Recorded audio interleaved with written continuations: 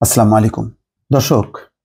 একটি রক্ত ঝরানো রাজনৈতিক পট পরিবর্তন যেটি জুলাই মাস থেকে আগস্টের প্রথম ভাগ পর্যন্ত বিস্তৃত ছিল, সেই ক্ষত না শুকাতেই বন্যার ছোবল, যেই ছোবলে দেশের 12টি জেলায় কমপক্ষে 50 লক্ষ মানুষ এখন ক্ষতিগ্রস্ত, পানিবন্দী। ইতিমধ্যে সর্বশেষ যে খবর, তাতে 13 জনের মৃত্যুর সংবাদ পাওয়া গেছে এবং তার নানান চিত্র নিশ্চয়ই আপনারা দেখছেন, কিভাবে পানির ভেতর থেকে মানুষ বাঁচার জন্য চেষ্টা করছে।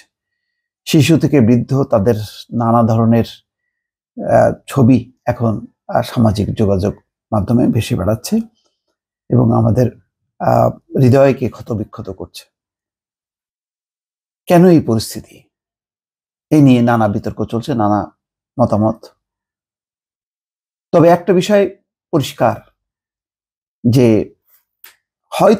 হয়তো এমন দুর্যোগ মোকাবেলা করা আমাদের পক্ষে সম্ভব ছিল যদি আমরা একটু আগে ভাগে জানতে পারতাম।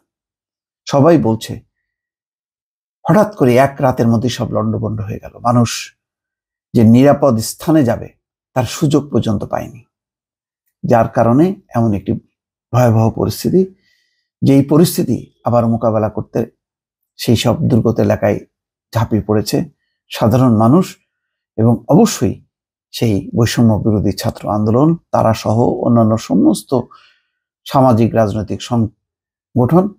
এই বিপদে তারা মানুষকে রক্ষা করার চেষ্টা করছে। একজন বলছেন যে যত বেশি বিপদ তত বেশি ঐক্য। আসলে একটা জাতীয় ঐক্য তৈরি হয়ে গেছে, এই ঐক্যই আমাদের বাংলাদেশকে বাঁচাবে। এবারের যেই পরিস্থিতি, সেই পরিস্থিতির আসলে দায় কার?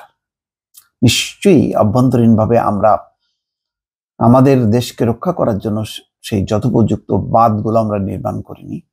শক্ত বাঁধ, কি পরিমাণ পানির ঢল নামলে আমরা আমাদের জনপদকে রক্ষা করতে পারবো, সেই বিষয়ে আমাদের অবশ্যই দুর্বলতা আছে। কিন্তু এটা তো সত্য যে আমরা তো ভাটির দেশ। উজান থেকে যদি বিপুল বেগে, যেটি অকল্পনীয়, তেমন যদি পানির স্রোত আসতে থাকে, তাহলে কি করার আছে? কিছুই করার নেই।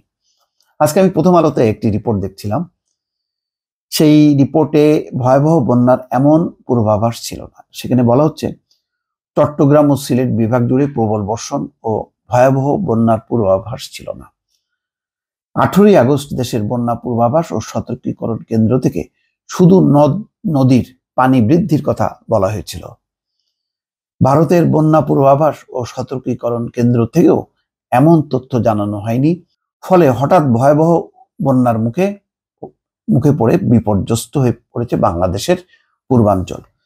দর্শক, এটি হয় সাধারণত এই ধরনের পূর্বাভাস ভারতের, যেহেতু উজানে তারা বুঝতে পারে যে কি পরিমাণ পানি বা বন্যা তৈরি হয়েছে, যেটি আসতে পারে ভাটিতে।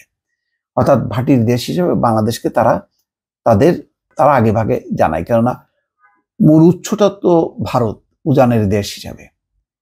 তো সেখান থেকে ঢল দিয়ে নেমে আসে বাংলাদেশে, কিন্তু বাংলাদেশকে তারা জানায়নি।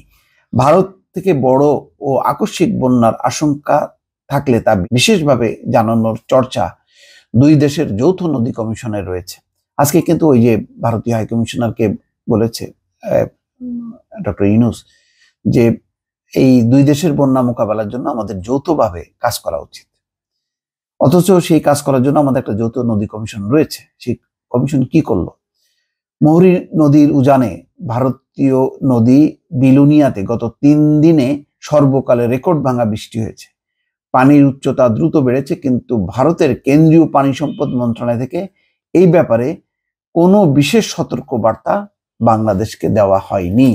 দর্শক, এটি আমার বক্তব্য না, এটি হলো প্রথম আলোতে প্রকাশিত রিপোর্ট। তারা বিভিন্ন সূত্র থেকে এই কথাটি বলছে।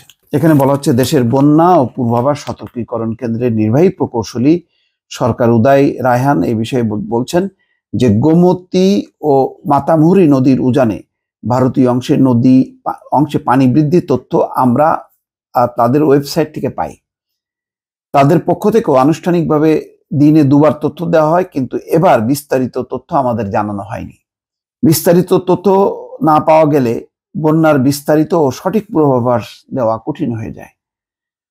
বাংলাদেশের উজানে ভারতের তিস্তা, ব্রহ্মপুত্র ও গঙ্গা অববাহিকায় ভারী বৃষ্টি হলে তা 3 থেকে 7 দিন পরে বাংলাদেশ অংশে অর্থাৎ ভাটিতে আসে।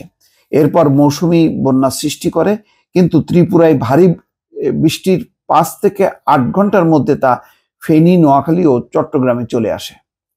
এ ধরনের জরুরি পরিস্থিতিতে ভারতের উচিত ছিল বাংলাদেশকে দ্রুত তথ্য জানানো এবং এই ব্যাপারে দুই দেশের মধ্যে তথ্য বিনিময়ের বাধ্যবাধকতা চুক্তি থাকা উচিত ছিল। বন্যা পূর্বাভাস ও সতর্কীকরণ কেন্দ্রের তথ্য অনুযায়ী 19 আগস্ট থেকে টানা 3 দিনে দেশের পূর্বাঞ্চলে অতি ভারী বৃষ্টি হয়েছে, যা গত 53 বছরের মধ্যে সর্বোচ্চ। অর্থাৎ হঠাৎ অতিবৃষ্টি ও উজান থেকে আসা ঢল ও পানি নেমে যাওয়ায় পথ সংকুচিত হওয়ার কারণে বন্যা পরিস্থিতির খুব দ্রুত ভয়াবহ রূপ নিয়েছে। অথচ দেখেন, ভারতের বলছে যে তারা তাদের গেটগুলো খোলেনি, এটা আপনা আপনি মানে খুলে গেছে।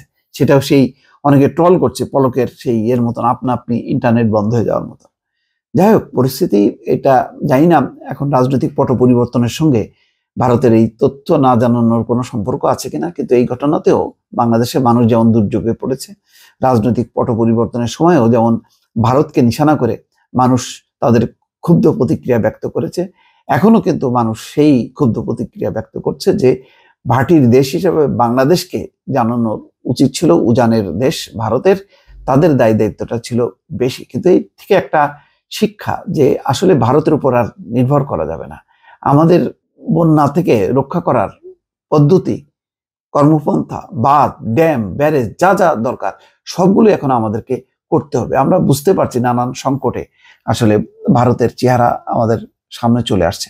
সুতরাং মানে চাচা আপন প্রাণ বাঁচা, আমাদেরকে এখন সেই পথেই যেতে হবে। ভালো থাকবেন। আল্লাহ হাফেজ।